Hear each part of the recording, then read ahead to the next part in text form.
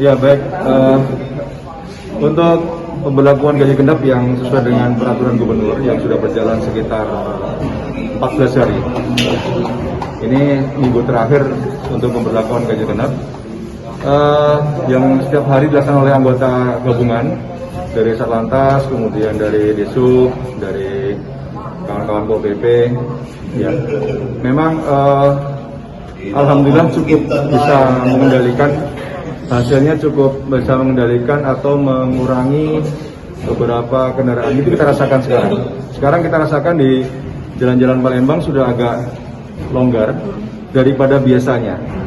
Ya sehingga ini mudah-mudahan dengan pemberlakuan ini akan mengedukasi masyarakat untuk jika memang tidak perlu sekali, tidak ada keperluan yang mendesak, tidak usah keluar dari rumahnya.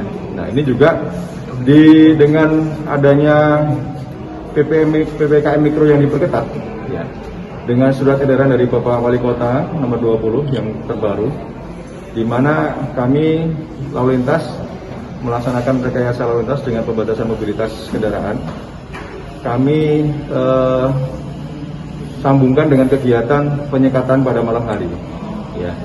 Kami mulai jam 19.00 sampai jam 22.00 di tempat-tempat atau kawasan-kawasan yang biasanya itu rawan berkerumun masyarakat kita untuk sekedar ngopi, sekedar makan, toko-toko dan seterusnya. Nah ini yang terus kita lakukan sehingga mudah-mudahan penularan COVID ini dapat dikendalikan meskipun kami di jalan kita kendalikan akan berdampak ya secara tidak langsung kepada berkurangnya kerumunan, berkurangnya masyarakat yang keluar malam dan seterusnya.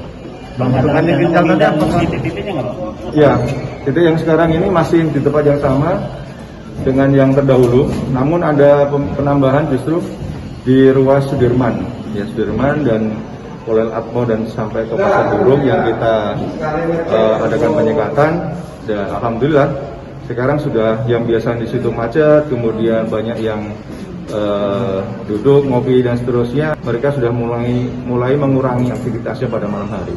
Bang, tadi kan katanya ini minggu terakhir kita ganjil, apakah akan panjang atau tidak? Ini kalau sesuai dengan peraturan gubernur masih sampai tanggal 20, sampai hari ini belum ada rawat kembali. Apakah akan diperpanjang atau dicukupkan? Yang jelas, mudah-mudahan kita sama-sama berdoa ya sampai tanggal 20 data penanggulangan COVID kita akan positif gitu. Artinya ada pengurangan jumlah terpapar ataupun hal-hal lain yang sifatnya positif terhadap adanya COVID-19 ini. Jangan lupa subscribe, share, komen, dan like ya.